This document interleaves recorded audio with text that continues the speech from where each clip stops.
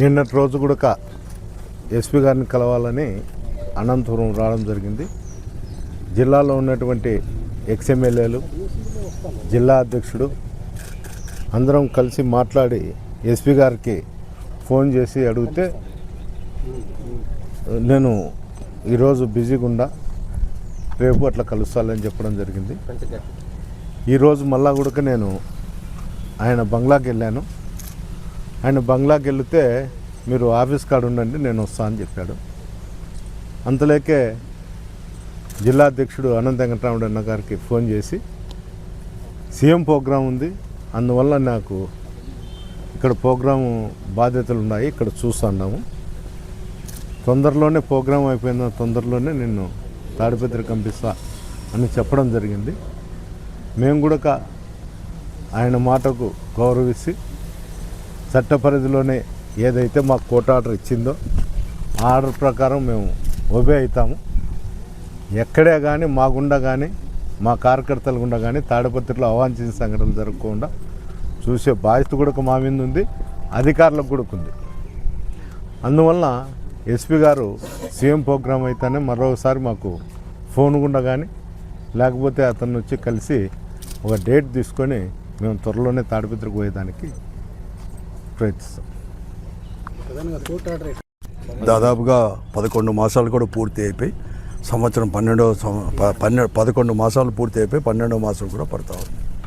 అప్పటి నుంచి కూడా కొన్ని అవాంఛనీయ సంఘటనల వల్ల ఏమైనా కానీ ఎన్నికల కంటే ముందు నుంచి కూడా ఎవరిని కానీ 2 పార్టీల యొక్క నాయకులందరినీ కూడా క్యాండిడేట్లతో సహా కూడా అప్పుడు ఉండే ఎస్పీ గారు కానీ డిఐజీ గారు కూడా ఇక్కడ అంటే ఇన్ఛార్జ్ ఎస్పీనే, డిఐజీ గారే ఇన్ఛార్జ్ కూడా 2 పార్టీ నాయకుల్ని including contested candidates for all the parties అని చెప్పేసి ఎవరు కానీ తాడిపత్రి నియోజకవర్గంలో ఎంటర్ కావద్దని చెప్పి ఆర్డర్ ఇచ్చింది. తర్వాత ఎన్నికల రిజల్ట్స్ వచ్చాయి. రిజల్ట్స్ వచ్చినప్పటి నుంచి కూడా మాజీ శాసనసభ్యులు, తర్వాత మా పార్టీ అభ్యర్థి అయిన మన పోటీ చేసిన ఓడిపోయిన పెద్దారెడ్డి గారు ఆ నియోజకవర్గం వాళ్ళ ఇంటికి కూడా పోవాలని ప్రయత్నం చేస్తుంటే ఎక్కడ కానీ అక్కడ ఉండే కొన్ని దాంట్లో పోనీయకపోతే పోలీసు వారు కూడా అడ్వైజ్ చేసి ఉంటుంది. సందర్భంగా కోర్టును అతను అప్రోచ్ అయ్యాడు పెద్దారెడ్డి గారు.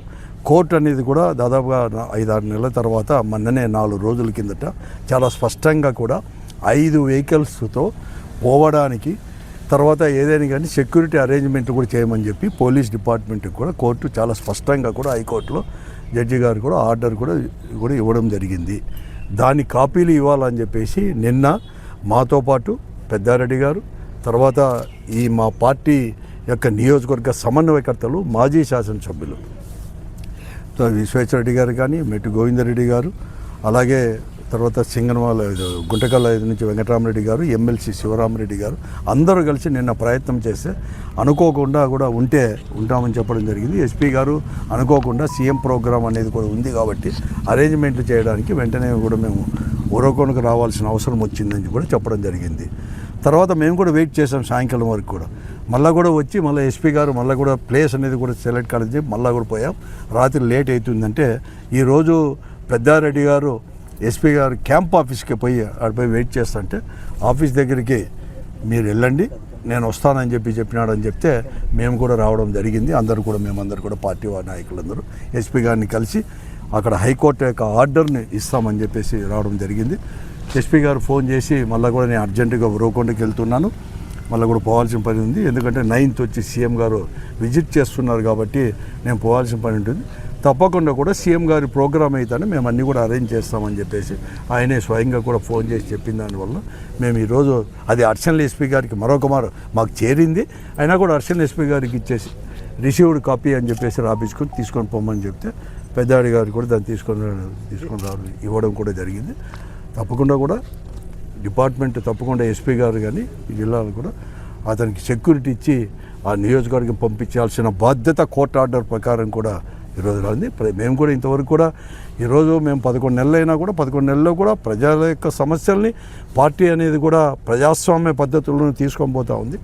కాబట్టి ఇక్కడ ప్రజాస్వామ్యాన్ని కూడా పునరుద్ధరించాలని చెప్పి మరొక మారు కూడా బహిరంగంగా ఈరోజు మేము కూడా ఎస్పీ గారిని కూడా మేము కోరుతాం.